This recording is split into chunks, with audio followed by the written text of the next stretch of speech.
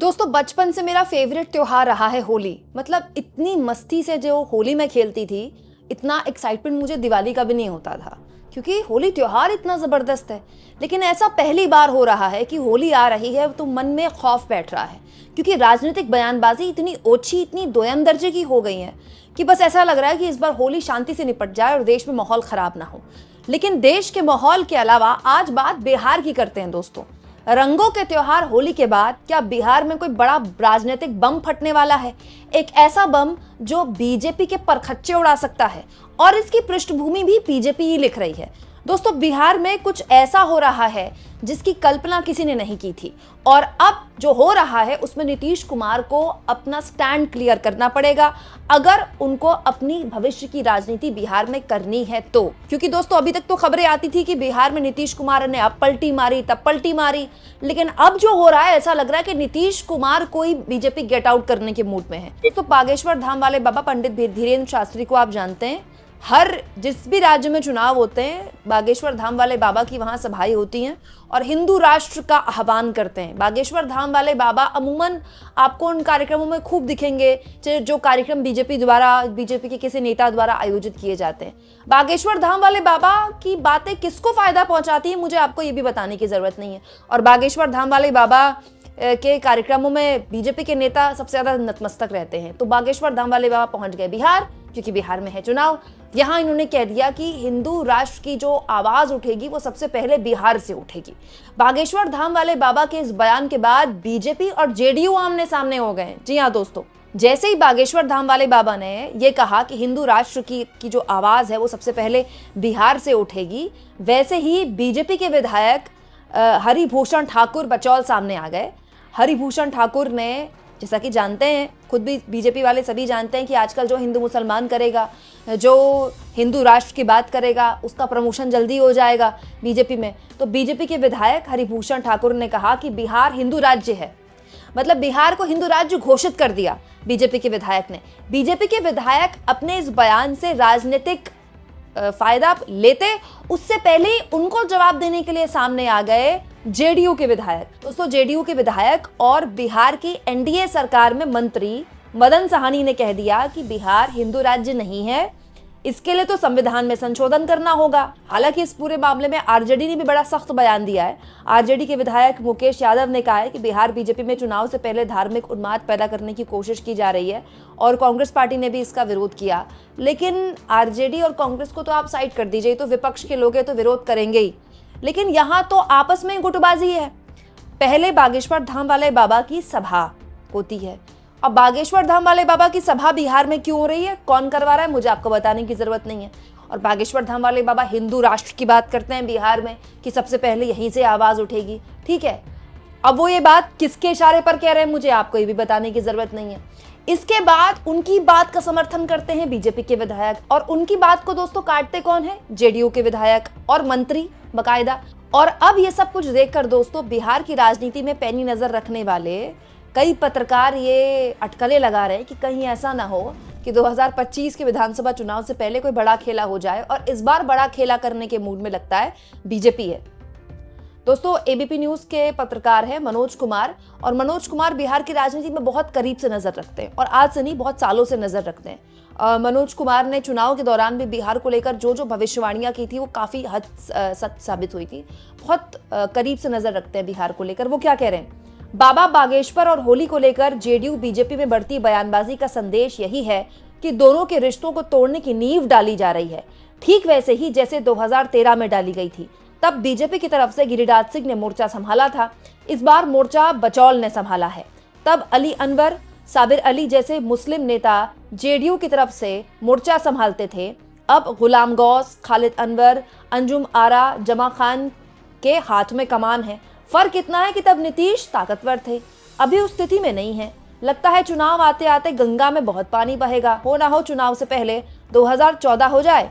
2014 यानी 2014 में नीतीश कुमार ने बीजेपी से राहें अलग कर ली थी। याद है ना आपको, नीतीश कुमार ने इस्तीफा दे दिया था, जीतन राम मांझी को मुख्यमंत्री बना दिया था। हालांकि बाद में सब अलग हो गया, उन्होंने माफी मांग ली, फिर वो स्वयं मुख्यमंत्री बन गए, फिर उन्होंने गठबंधन भी कर लिया बीजेपी के साथ। लेकिन नीतीश कुमार तो नीतीश कुमार है, क्या पता कब कर दे। और दोस्तों ये जो बयानबाजी है केवल बागेश्वर धाम वाले बाबा तक सीमित नहीं है। दोस्तों दरभंगा की मेयर हैं अंजुम आरा, उन्होंने एक बयान दे दिया। वैसे एक और इनका परिचय है, ये जेडीयू की नेता रही हैं। ये तस्वीर देख लीजिए, ललन सिंह के साथ उनकी फोटो है। ये फिलहाल दरभंगा की मेयर है। इन्होंने होली को लेकर एक बयान दे दिया जिसके बाद बवाल मच गया। जेडीयू नेता और दरभंगा की मेयर ने कह दिया, समाज में 2-4 लोग असामाजिक तत्व होते हैं जो माहौल को खराब करते हैं। ऐसे में 12:30 बजे से 2 बजे तक जब नमाज का समय होता है तब होली में थोड़ी देर का ब्रेक होना चाहिए। इस दौरान 2 घंटे के लिए होली खेलने वाले लोग मस्जिद से दूरी बनाए रखें। अब इस जैसे ही दरभंगा की मेयर ने ये बयान दिया कि 2 घंटे के लिए होली पर ब्रेक लगा दे ताकि जो आराम से नमाज अदा करने वाले लोग हैं वो मस्जिद चले जाएं और किसी भी तरह का कोई माहौल खराब ना हो। लेकिन दोस्तों जैसे ही दरभंगा की मेयर ने ये बयान दिया, खुद जेडीयू के अंदर बवाल मच गया। जेडीयू के नेता हैं दोस्तों अशोक चौधरी, इन्होंने अंजुम आरा को पार्टी से निष्कासित करने की बात कह दी। और अशोक चौधरी ने कहा है कि दरभंगा की मेयर को पार्टी से निकाल देना चाहिए, ऐसी बातें बर्दाश्त नहीं की जाएंगी। हालांकि अंजुम आरा के बयान को लेकर खुद जेडीयू भी बैकफुट में है। अंजुम आरा के बयान को जाहिर तौर पर जेडीयू भी डिफेंड नहीं कर पा रही है। लेकिन सच्चाई यह है दोस्तों कि होली को लेकर जिस तरह की बयानबाजी लगातार हो रही है, ये बीजेपी और जेडीयू के रिश्तों में आगे ऐसा लगता है कि जानबूझकर खटास पैदा करने की नींव रखी जा रही है, जैसा कि पत्रकार मुकुल बता रहे हैं। क्यों? क्योंकि नीतीश सरकार के मंत्री हैं और बीजेपी के नेता हैं नितिन नवीन, उन्होंने भी दरभंगा मेयर के बयान को भड़काऊ बताया कि इस तरह की बात करके तो आप हिंदू पक्ष के लोगों के बीच में एक गुस्सा पैदा कर रहे हैं कि होली का त्योहार क्यों रोका जाएगा नमाज अदा करने वालों के लिए। हालांकि सच्चाई ये है दोस्तों कि इस तरह की बयानबाजी केवल बिहार में नहीं हो रही है। बीजेपी के जो यूपी के नेता हैं वो तो एक कदम और आगे निकल गए। बीजेपी के यूपी के दर्जा प्राप्त योगी जी के मंत्री तो ये कह रहे हैं कि जिन लोगों को दिक्कत है, नमाजियों को जिनको दिक्कत है कि जुमे की नमाज पढ़ने के लिए उनको बाहर जाना है और उस दिन होली पड़ रही है, तो वो तिरपाल पहनकर निकलें, अपने बदन में तिरपाल पहन ले ताकि होली का रंग उनको टच ना कर पाए। इसके अलावा दोस्तों बीजेपी के एक और नेता है यूपी में जो इस तरह की बयानबाजी, मतलब हद से ज्यादा बयानबाजी, ओछेपन पे आ गई है, कहते हुए कि बाकायदा अस्पतालों में मुसलमानों के लिए अलग वार्ड बना दिए जाएं क्योंकि इनको सब कुछ अलग चाहिए होता है। मतलब इससे ज्यादा कट्टर बात तो कभी कही ही नहीं गई। लेकिन अब हमारे देश में राजनीति में दोस्तों जो छोटे भैया नेता हैं उनको पता है कि वो बड़े नेता बनेंगे ही ऐसे जब वो कट्टर बयानबाजी देंगे। तो बड़ी बात यह है कि जेडीयू को अब अपना स्टैंड क्लियर करना पड़ेगा, क्योंकि बागेश्वर धाम वाले बाबा अगर ये कह रहे हैं कि हिंदू राष्ट्र है देश और हिंदू राष्ट्र की शुरुआत बिहार से ही होनी चाहिए, तो इसमें चिराग पासवान ने तो अपने आप को किनारा कर लिया कहते हुए कि देश संविधान से चलेगा।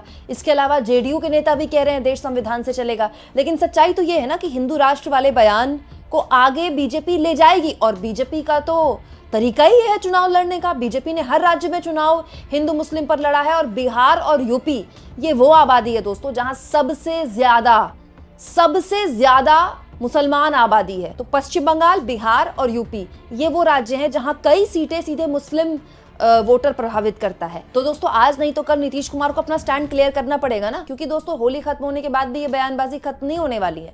तो नीतीश कुमार या तो अपनी सेक्युलर छवि को बचा लें या फिर हिंदू राष्ट्र वाले जो बीजेपी के बयान हैं इनको एक्सेप्ट कर लें और स्वीकार कर लें, क्योंकि सच्चाई ये है कि नीतीश कुमार पहले की तरह ताकतवर नहीं है।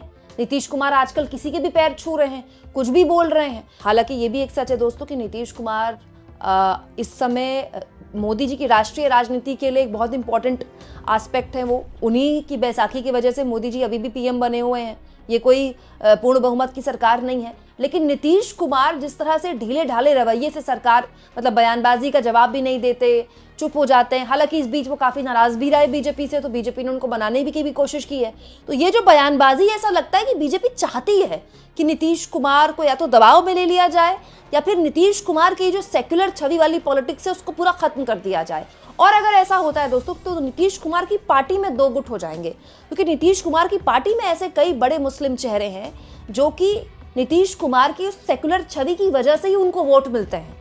और चुनाव से पहले अगर ऐसा हुआ तो ये एक बहुत बड़ा घटनाक्रम होगा जिसमें मतलब इनडायरेक्ट फायदा बीजेपी को हो सकता है या थोड़ा बहुत फायदा आरजेडी को भी हो सकता है, क्योंकि उन मुस्लिम चेहरों के पास आरजेडी के अलावा कोई विकल्प नहीं बचेगा। लेकिन नीतीश कुमार की पार्टी और नीतीश कुमार स्वयं पूरी तरह से खत्म हो जाएंगे और नीतीश कुमार अपने रहते तो कम से कम ये होता नहीं देख पाएंगे। आपको क्या लगता है दोस्तों, एक ऐसा चुनाव जिसमें नीतीश कुमार खुद शायद समझ रहे हैं कि हो सकता है कि ये उनका आखिरी चुनाव हो और वो दबाव बना रहे हैं बीजेपी पर कि उनको सीएम कैंडिडेट घोषित किया जाए, वहीं दूसरी ओर बीजेपी उन पर दबाव बना रही है इस तरह के बयान पर। क्या लगता है आपको, बिहार में क्या हो पाएगा नवंबर से पहले? कमेंट बॉक्स में जरूर लिखें और जितना हो सके चैनल को शेयर करें, सब्सक्राइब करें और थैंक्स फॉर ज्वाइन के ऑप्शन से अगर आप चाहें तो कुछ आर्थिक मदद भी चैनल की जरूर करें।